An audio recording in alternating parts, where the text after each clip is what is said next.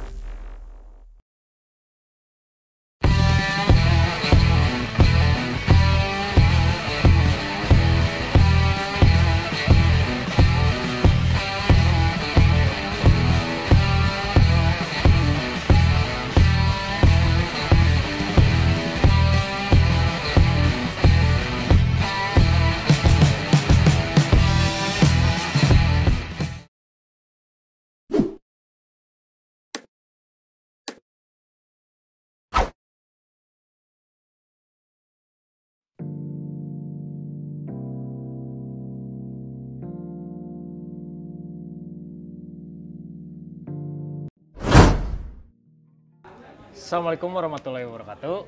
Kembali lagi bersama saya Bayu Wirawan di podcast MTC Ngobrol Aja. Kita mau ngobrol tentang apa ya hari ini ya? Saya udah kedatangan tamu besar nih.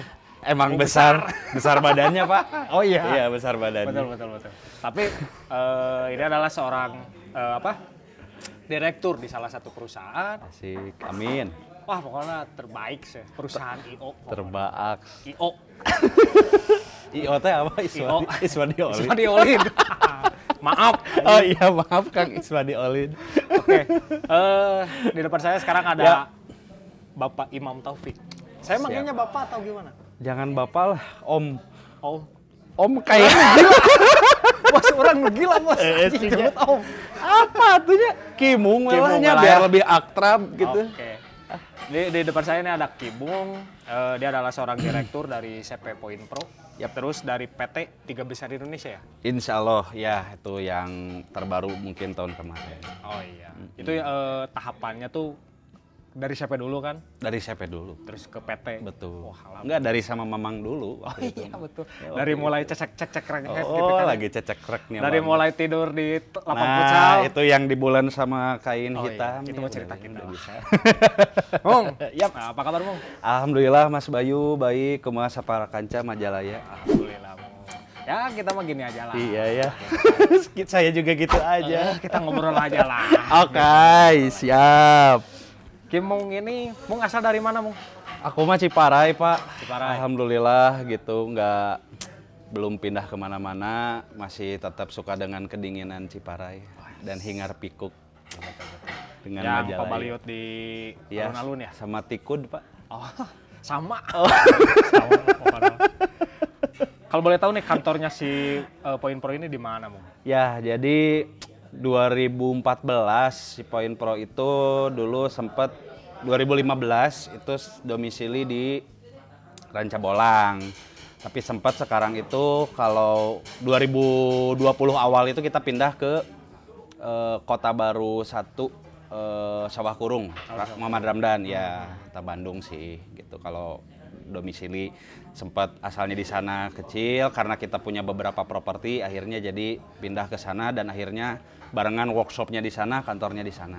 Gitu. Berarti tidak hanya event organizer juga kan? Yes. Jadi misalnya Kibung juga ngegarap properti-properti kayak gitu ya? Ya sedikit-sedikit lah, kayak semacam cuman supporting production aja sih, kayak backdrop kayak gitu mungkin ada, leveling, terus sarnapil gitu. Cuman supporting aja, bukan vendor yang...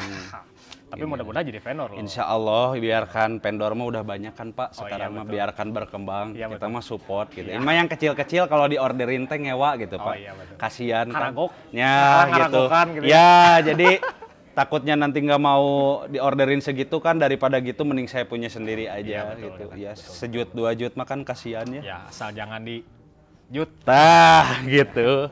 Insya Oh. Allah lah konsisten. Iya, mudah-mudahan lah ya. Yaps. Terus berkembang lah ya. Amin, amin. Mung, Yaps. Kimung ini kan berprofesi bisa disebut salah satu penggiat acara ya Mung ya. Yes. Jadi menurut Kimung gini nih, event organizer itu apa sih Mung gitu? Menurut Kimung nih? Ya, jadi sebetulnya apa ya, event organizer tuh saya juga bukan orang yang proper di situ gitu kan. Mungkin Mas Bayu tahu lah ya gitu perjalanan Oke. dari 2010 apa 2011 lah Ya. gitu ya. Itu benar-benar kita muncul dari binaan, dari komunitas juga Pak, sama kayak Majalaya. Dulu kan Majalaya Talent Community, sekarang jadi musik ya gitu. Kita juga, saya mah dulu di Ciparai Creative Movement CCM gitu kan.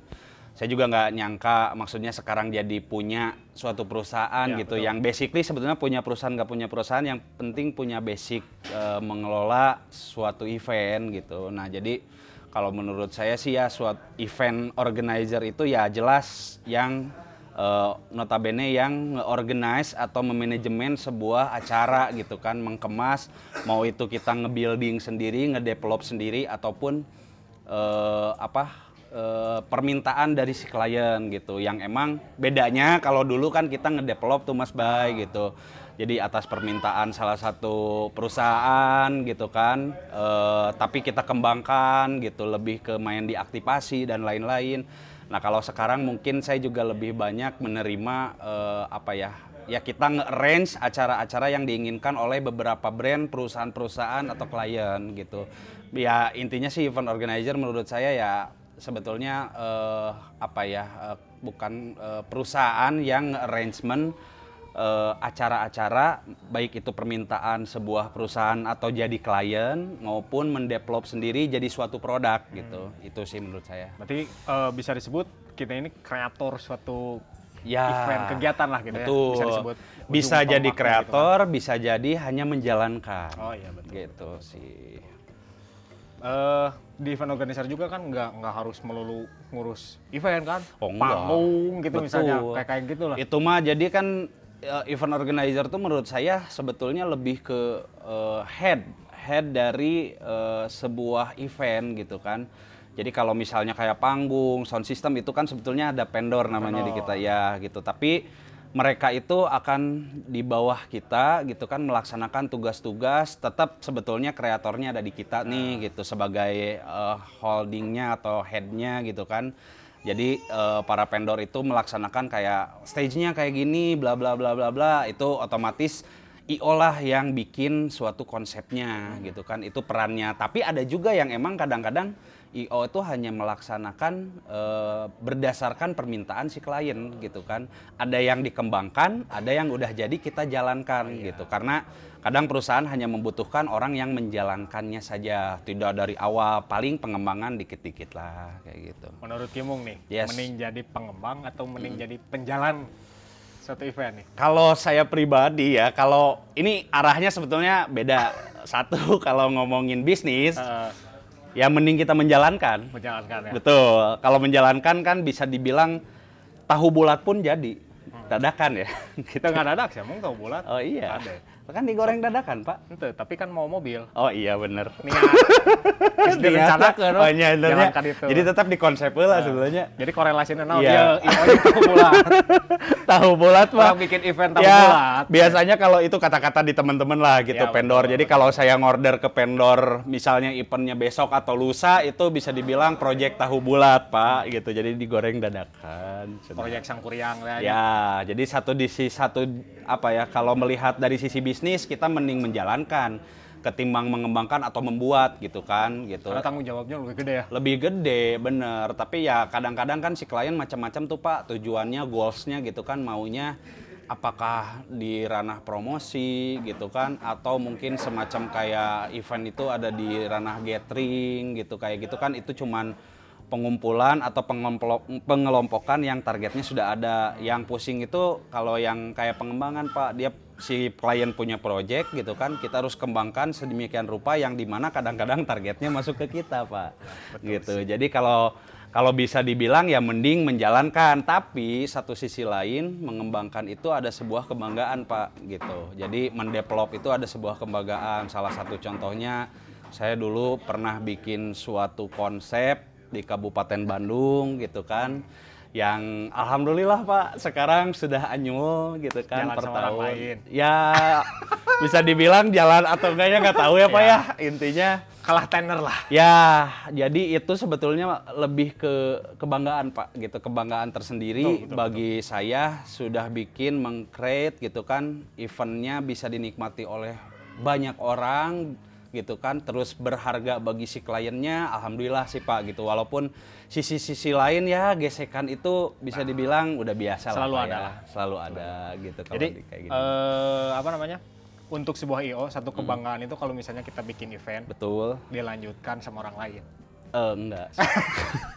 Tapi saya bangga Pak. Iya, Saya bangga. Walaupun emang tidak ada apa ya hitam di atas putih atau apa, kebanggaan tersendiri lah Pak bagi saya itu bahwa oh ternyata konsep saya terpakai gitu. Terus orang ternyata suka nih dengan konsep ini, apalagi yang notabene kebanyakannya anak muda Kabupaten Bandung gitu ya, bangga tersendiri aja Pak. Kalau saya mau lebih bangga tuh kayak gini, kalau kita juga kan MTC sering dibikin event ya, kita juga sering ngembangi, sering ngejalanin juga kan. Coba gimana? Sama Bapak Kimung Oh juga. iya, pernah. Kalau saya tuh bisa apa? Bangga tuh pada saat kita bikin event nih, Yes. terus meriah ya. Heeh. Pernah gitu kan, kita Yeah. bikin event terus meriah, terus wah awardnya tuh lumayan lah dari orang gitu. Iya, awareness-nya ya. Tapi mereka nggak tahu yang bikinnya tuh siapa. Iya sih. Jadi pada saat saya ngobrol nih, ketemu sama orang, itu keren event itu gini. Nah itu satu kebanggaan buat saya, Mung. Bener. Kalau Tersendiri kan Pak, kepuasan kepuasannya. jadinya. Betul. Di luar cuan for life lah. Oh iya, Ya, iya, kan cuan betul. for life mah Betul. pasang surut lah. Itu Kalau mah di event ya. biasa lah Pak. Udah kangen PO. Iya. Iya bener. Awal mulanya nih, Mung. Kenapa sih milih event organizer gitu, Mung? Ya, jadi sebetulnya mah Pak nggak sengaja saya tuh bikin apa ya? Bisa dibilang kadang untuk mengkategorikan sebuah Kimung orang IO tuh berat Pak gitu. Karena bagi Ya, berat saya sih. Kimung ya berat dari badannya Pak.